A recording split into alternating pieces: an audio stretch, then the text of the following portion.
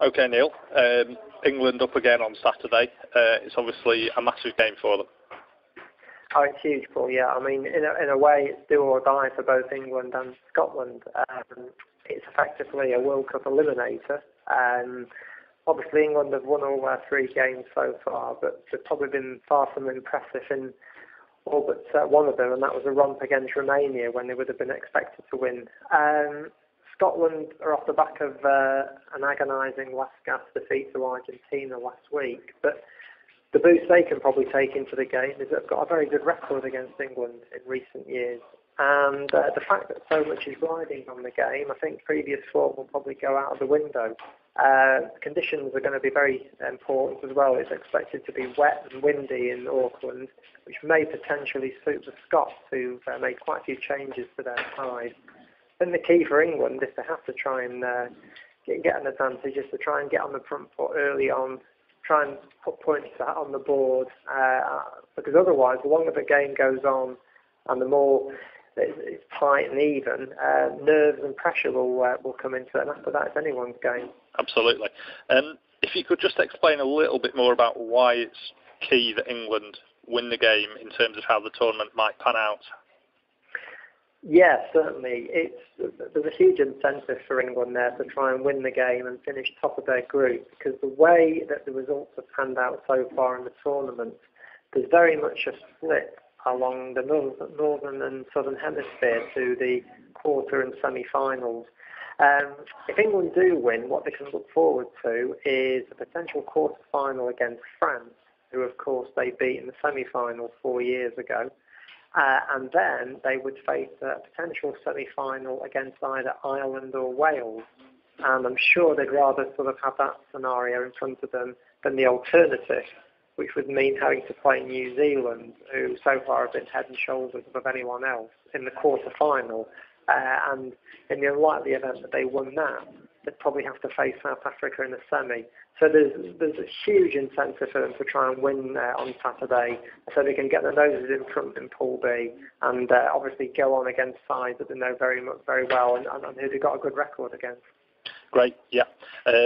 Just looking back to the Scotland game again, no place for Sale Sharks Mark Cueto. No, that's probably the big surprise of Martin Johnson's selection. Prior to picking up an injury, just before England went out to New Zealand, Cueto had figured in every one of Johnson's 27 test matches since he took over as manager. He was very much one of the first names down on his team sheet. And although he sat out the first 2 games in New Zealand, he came back last weekend against Romania and scored a hat-trick in 11 minutes and won the Man of the Match award. And yet his reward is not only to be dropped, but not even be on the bench as well. Gavin Armitage of London Irish has got the nod instead. And it's a bit of a strange decision because not only is Cueto, he played very well individually last week, but the feeling is that he brings the best out of Chris Ashton and Ben Foden in the back 3. So I think it's a selection that will puzzle quite a lot of people, not least Cueto, of course. Okay. Going into the game, England have had another somewhat disruptive preparation with things off the field. What do you make of all that, and do you think it's in danger of affecting the performance on the pitch?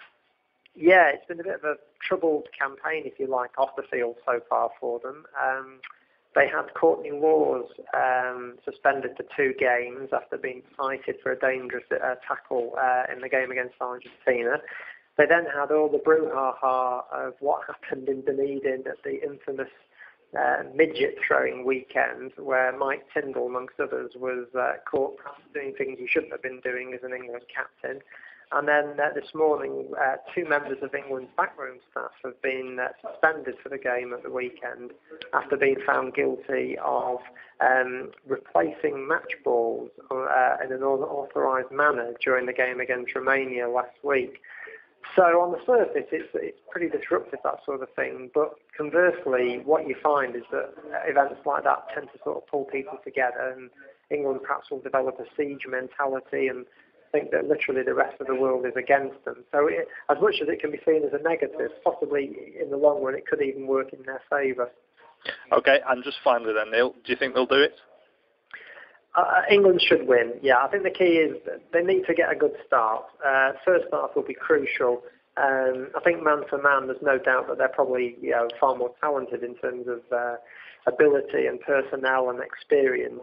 But I think the longer the game goes on and England don't get away from Scotland, I think the more pressure, nerves, also, I think that will be a scenario that they're desperate to avoid.